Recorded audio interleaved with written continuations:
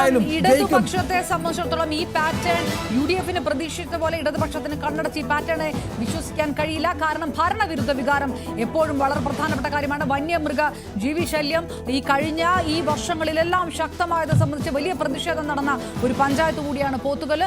അതുകൊണ്ട് ഇത് റിഫ്ലക്റ്റ് ആയിട്ടുണ്ടെങ്കിൽ നേരത്തെ LDF-ന് സ്വാധീനമുള്ള പഞ്ചായത്ത് എന്നുള്ള കാര്യം ഇതിൽ നിന്ന് മാറി നിൽക്കേണ്ടി വരും.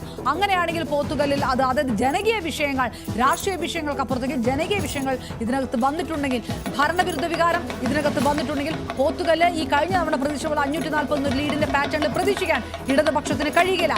അങ്ങനെ സംഭവിച്ചാലും അത് UDF സ്ഥാനാർത്ഥിക്ക് ഗുണമാകും.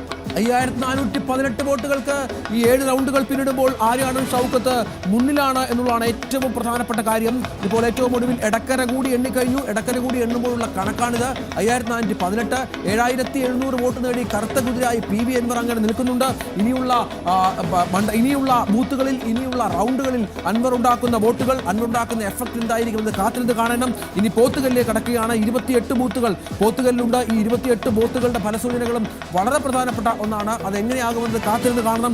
ആ റൗണ്ടുകളിലേക്ക് കടക്കുന്ന സാഹചര്യം കൂടിയാണ്.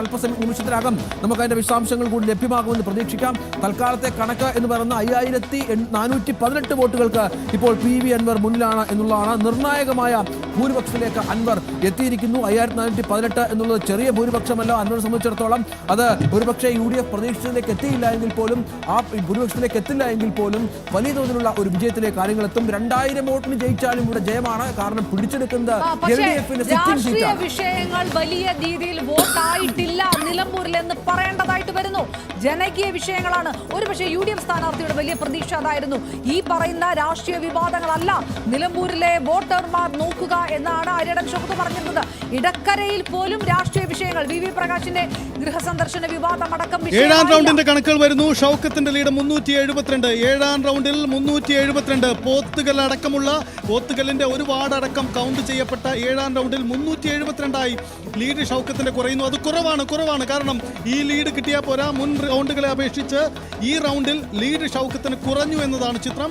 അതെന്താണ് സംഭവിച്ചതെന്ന് പരിശോധിക്കേണ്ടതുണ്ട്. അങ്ങനെയെങ്കിൽ ഇപ്പോൾ 7ാം റൗണ്ടിൽ കൗണ്ട് ചെയ്യപ്പെട്ട എടക്കരയുടെ 13 ബൂത്തുകളും പോത്തുകല്ലിന്റെ ഒരു ബൂത്തും. എടക്കരയിൽ UDF-ന് ലീഡ് കുറഞ്ഞിട്ടുണ്ട് അല്ലേ? നമ്മൾ നേരത്തെ പറഞ്ഞ പോലെ എടക്കരയിൽ UDF-ന് ലീഡ് കുറഞ്ഞിട്ടുണ്ട്. എടക്കരയിൽ എന്തായാലും ഈ റൗണ്ടിലെങ്കിലും UDF-ന് ലീഡ് കുറഞ്ഞു. ഇപ്പോഴത്തെ കണക്ക് പരിശോധിക്കുമ്പോൾ 5123 ഷൗക്കത്തിന്റെ ലീഡിൽ കുറവുണ്ടാകുന്നു. ഇതിനിടയിൽ അൻവർ ഉയർത്തുന്ന ലീഡ് 9000 എന്ന ലീഡിലേക്കാണ്.